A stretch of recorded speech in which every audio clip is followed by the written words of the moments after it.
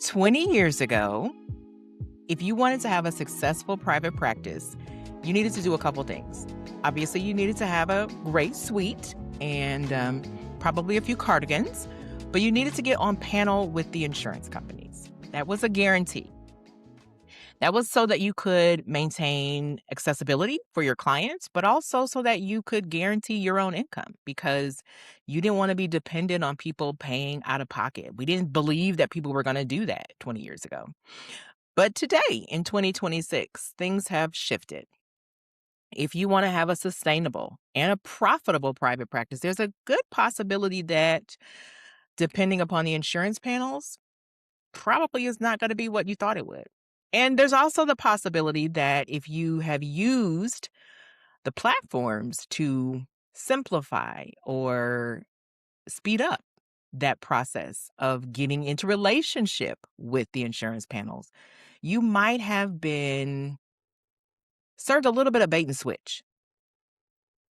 Today, we're going to talk about what it looks like to depanel and deplatform, why you might want to consider it either as a full-scale exit strategy or even just a diversification plan, and why I think it is the absolute right thing for you to consider as a private practice owner. Welcome back to Peace and Profit for Therapists.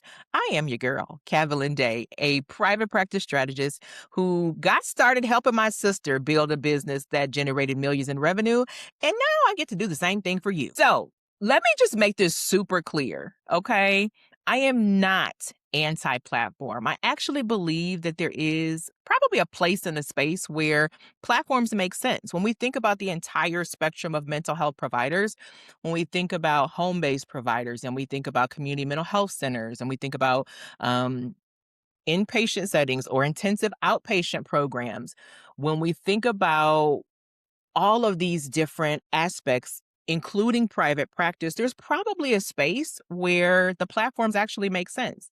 So I'm not anti-platform and I'm certainly not anti-technology, but I am anti the method in which they're using to grow the platforms. And part of that is I believe that you, as an independent private practice owner or someone who aspires to have an independent private practice, that you have the right to do what you believe is best for your clients, your community, your family, in your heart. I make this assumption, and it could be wrong, but I make this assumption about the people who are in my ecosystem, who are listening, subscribe to this podcast, The Peace and Profit Show. I make the assumption that you are passionate about service, that you value being a high quality clinician, that you take your ethical code very seriously, that you want to be a resource to your community, that you value profit, but that you're not money hungry, that you're genuinely committed to care. And because of that, I believe that you should be able to do your business the way that you want to do it. And I feel very much protective of you and the fact that the platforms and the insurance panels have colluded behind your back while you were just doing the thing, head down, serving your clients, that they have made it these relationships that actually have the potential to squeeze you out. So, my goal for this episode is that if you are feeling this, and let's talk a little bit about what that might feel like in a second, but if you're feeling this, that you have an introduction to what it could look like. And what that might feel like is if you've been in business for 20 years, so our practice has been around for 16 years. If you've been in business for 10, 15, 20 years, maybe you're noticing that there's less referrals coming from the insurance companies than you are used to, right? You've got less inquiries coming in. You're hiring new staff, but it's taking you longer to fill them up. Maybe you're recognizing that, hey, every single expense that I have as a private practice owner is higher than it's been in the past. And I really do need to increase my reimbursement rates to keep up so that I can give my clients good service, so that I can give my clinicians a raise, right? And you maybe did that request to the insurance company, but they turned you down. And so now you're thinking, well, do I need to cut things or how do I make this work?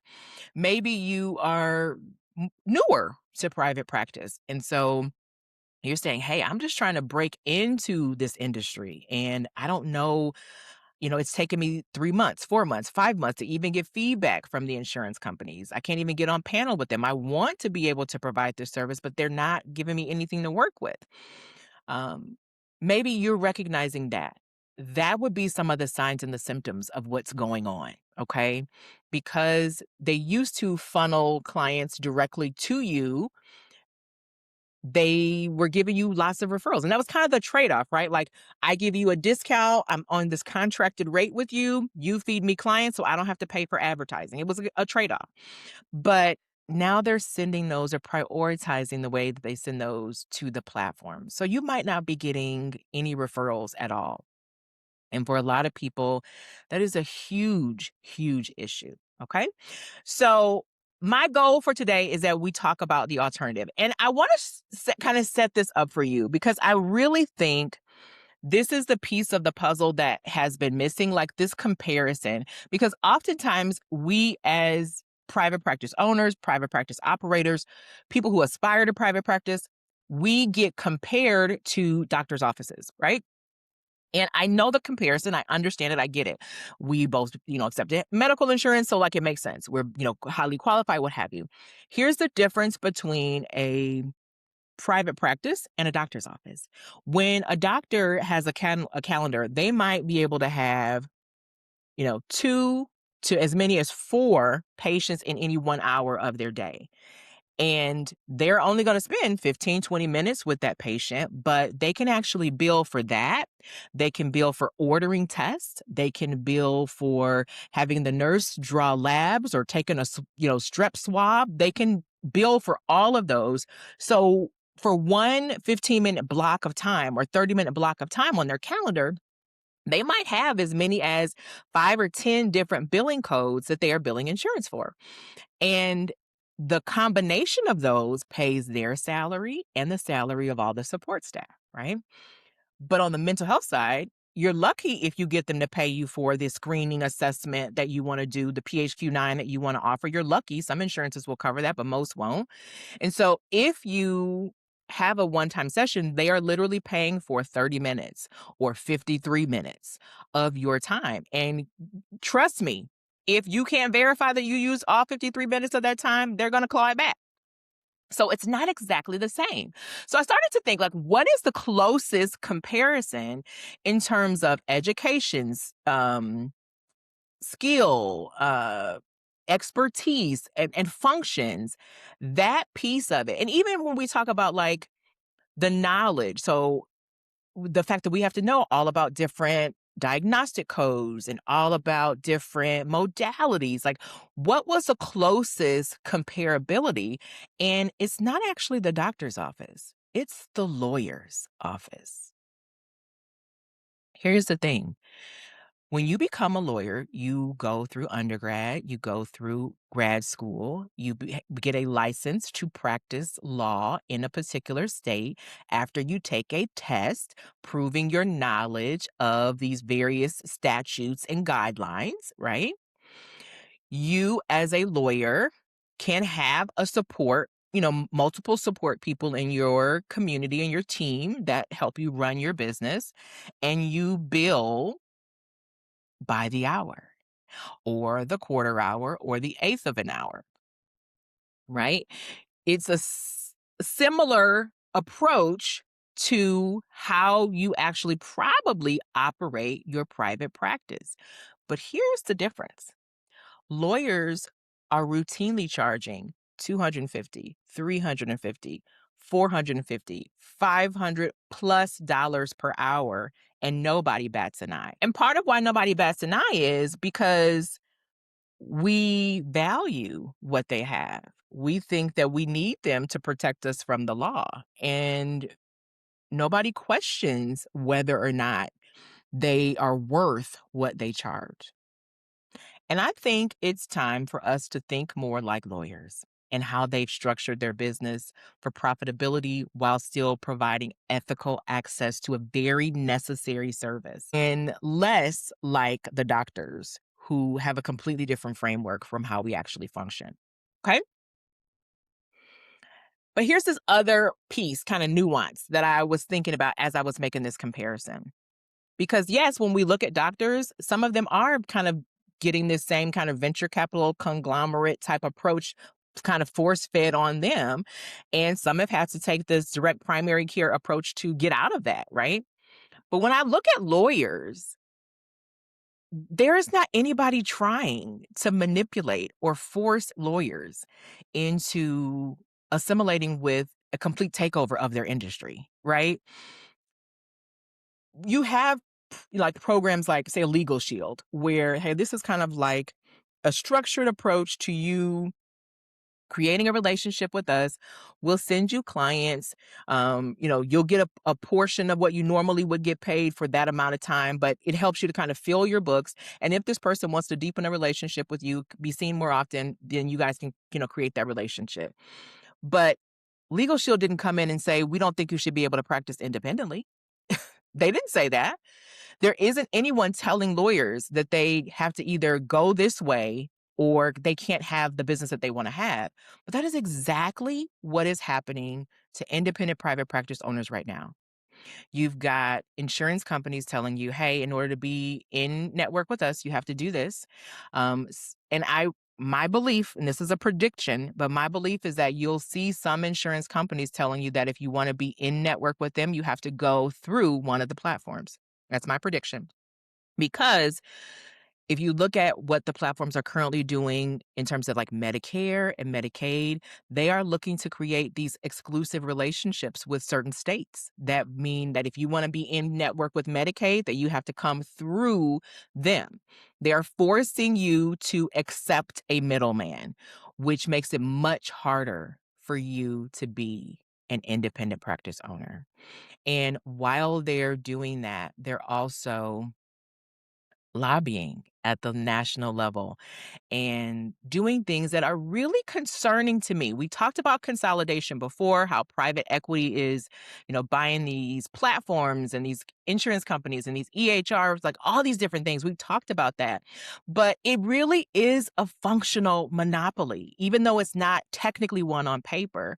And in terms of why I'm so pro independent private practice, I want you to understand what this actually how it can like completely disrupt the system, because the system depends on having these different pillars accessible at different levels of need and different income levels and payment levels. The system needs that. As broken as you might think healthcare is, with ownership being held by VC, it gets worse. What's the TikTok sound? It gets worse, and then it got worse, right? So I want to give you an example that is sort of similar to what I think could happen in mental health and why I'm so pro independent private practice owners. I want to use childcare as an example. So in my state, and I'm in Indiana, and I'm not a fan of our governor. I'm not going to use his name, but I'll just say I'm not a fan. My governor got a lot of different people who were petitioning for him to do something about the challenge with the childcare voucher system. And my state is called CCDF. It might be called something different in your state, but the childcare voucher system. And what the childcare companies, the small independent daycares were saying is, listen, we want to continue to provide this service to our communities, but we depend heavily on this voucher system. Our system depends upon these vouchers because it actually lowers the cost for everyone. So for the people who are paying out of pocket, it's lower because of the vouchers. The people who are working, but don't make a lot of money, it allows them to continue to work, even though they're not making a high enough wage. So the entire system, like the economic system, really depends on this. So what happened in like fall of 2025 is that they were saying like this is about to collapse because some of the federal support was being withdrawn and the system itself in our state was really struggling, and they needed like some additional money, and the governor wouldn't do it. He wouldn't do it, and so just recently, in the last couple of weeks, he has now said that he's requesting a budget adjustment of $200 million to be infused into the system. Well, here's the problem. The people who had to close in the fall because he was making it impossible for new people to get on the system and for people who were using it to get paid at a timely fashion because he didn't fix it then, a lot of these companies have gone out of business. So those parents have had to find alternative childcare or they lost their job. The employees have found other jobs because they needed to keep working, or they have gone back to school because they were able to use, like they got some kind of unemployment benefit or what have you. So those systems that have been built into these communities no longer function. So yeah, great. Now you want to give some money, but guess what? It's not going to happen because the people who needed it aren't there anymore. The systems that were in place are broken now. The processes that had been developed over years, they're no longer in place. So it actually is going to take more money to try and fix it. And what I think will probably happen is we will see an increase in VC backed and um, corporately owned childcare centers who never cared about making things affordable. And they will be able, because they have the capital, to come into these communities and own the building and pay their employees whatever they want to pay, and maybe not even give them discounts on their own childcare. And we'll stop having independent childcare businesses, even though so many communities have functioned on that for years. The same thing can absolutely happen in mental health. Here's how. When the system, which requires that we have interns and associate licensed professionals supervised by really amazing clinical supervisors in community mental health centers and home-based, practices. When all of the clinical supervisors are now jumping ship and going to the platforms for this big money, these centers close. So now you don't have community mental health centers.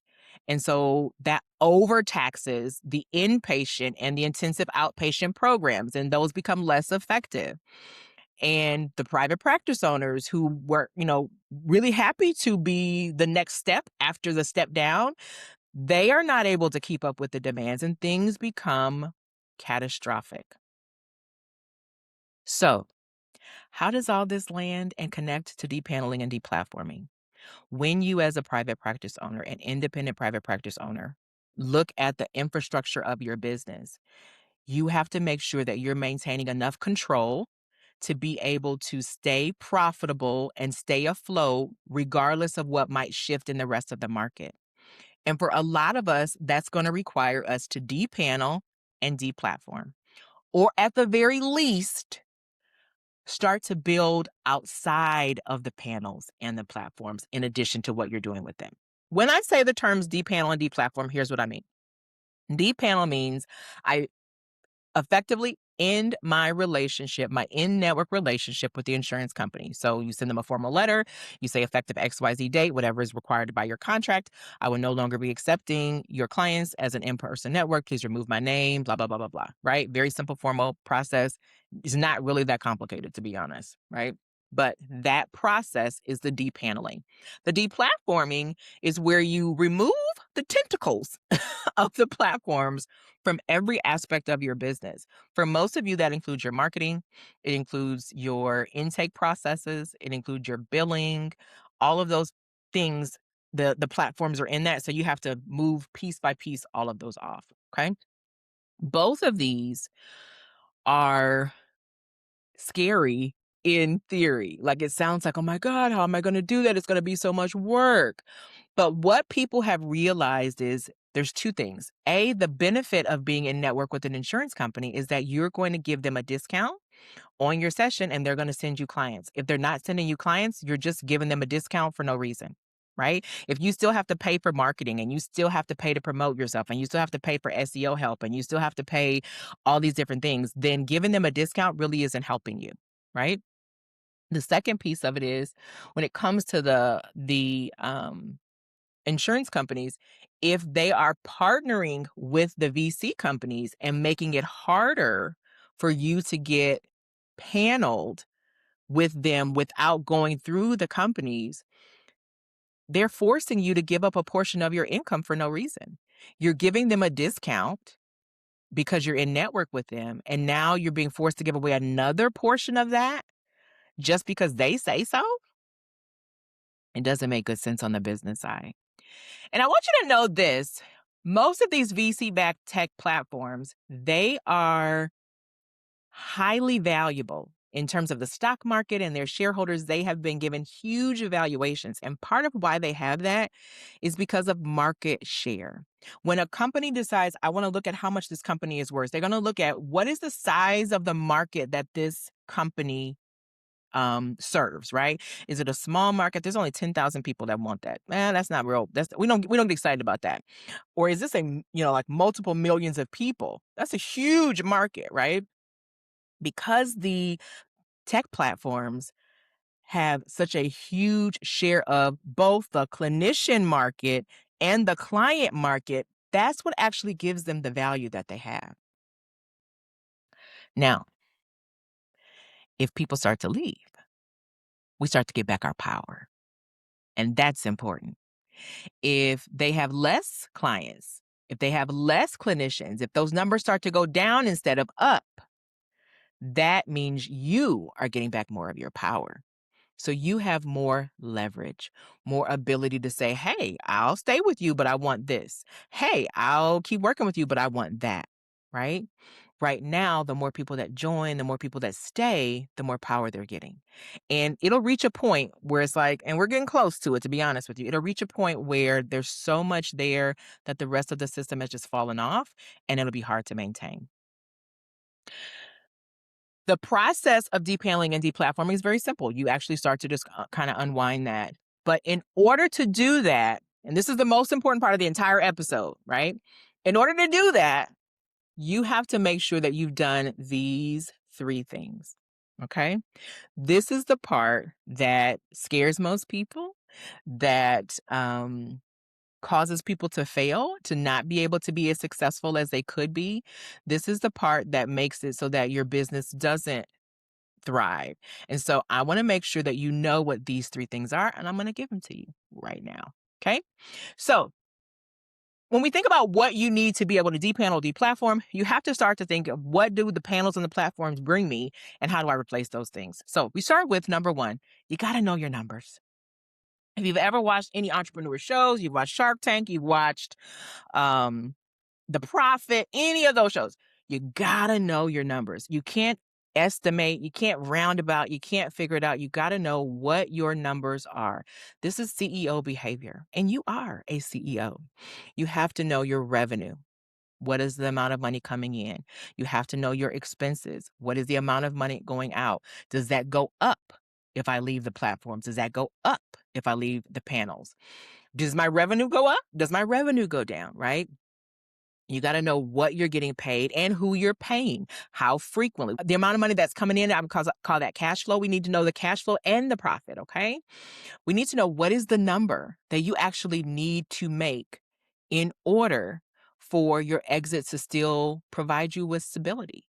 I don't want you to jump ship and just kind of hope that things work out. I want you to actually know, hey, this is the number that I need to hit, and I've been able to hit it for the last 3 months, so I know I can do this on my own, right? That's like that. It's that simple, right? You got to know your numbers. But that leads us to number 2, which is the way that they've been helping you hit your numbers, or maybe not even helping you hit your numbers, because maybe they're not giving you enough. Because I've definitely heard that from people that, hey, like I'm with the platforms for the benefit, but I'm not getting the benefit. You have to build the systems. We're talking about client acquisition systems. We're talking about onboarding of your clients or your potential employees. I am big sidebar moment. I am big on, if you're going to have a group practice, you absolutely have to have your group practice functioning through you. Okay? Because if your employees believe that they can just do it on their own, why would they work for you? So if you are a group practice owner, has been using a platform, you definitely need to keep listening. All right? You want to make sure that you know how you're getting paid and how you make sure that your clients are, that you're protected legally. Like all those pieces of the equation, those are the systems that they created for you and you're paying for. You can pay for them on your own. You can pay for them independently, right? But you got to figure out what those things are that you need. And this will vary from person to person, right? So if you are, for example, someone who hates all of the paperwork part, it might be in your best interest to contract with someone who can credential you and everybody that you hire. You pay them a flat rate and you're done, right?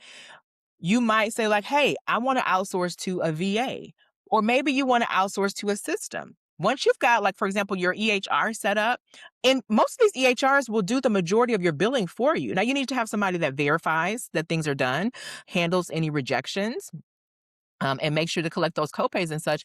But in many instances, that's a hour or so a week. Are you really willing to give up ownership of your entire business because you don't want to spend an hour or you want to hire somebody for an hour? I wouldn't do it. Okay. But you got to know what those systems are that you need that make running the business make sense for you. You guys know that I'm a fractional executive for the practice that I work at. And so it was funny because my CEO just went recently to a workshop with other practice owners. And I got like 20 emails that day because she had all these questions about operations and ideas about operations. And I'm like, she's like, I don't know none of this stuff. It's like, right, because she's so well removed. Because you really can develop a business without the insurance companies controlling your business or without the platforms influencing your business, where you don't have to be involved in day-to-day operations. But that means you got to have the systems and sometimes the people in place to support that. And then the third thing that you have to do, and this is a piece of the puzzle that a lot of people have missed. It's the thing that we mastered in our office, and it continues to provide well for us, our clinicians, our staff, what have you. Diversifying your revenue. Currently, the platforms are not providing the level of diversified options for the community that you have easy access to provide. It's your sweet spot. It is what takes you out of only doing one-to-one. It is what creates high profit opportunities for you. It's something that I teach in my leverage lab, right? I teach how to identify the connection between like who you are, what you know, what you've done, what you've experienced, the skills you have, the passions you had. You can create this in a B2B context where you are selling directly to a different company, or in a B2C through something like a cash injection offer. Like, you can do that, but it is astronomically important that you have at least something in your business that is leveraged and allows you to diversify the way that money comes in. Because if the copays are low, or you're waiting on the insurance companies, or, the clients, you know, sessions shift, you have a bunch of people that end up going into maintenance or what have you. You having these different types of offers is what protects your revenue. And this is what it means to get paid when you're not in session. And it is valuable. So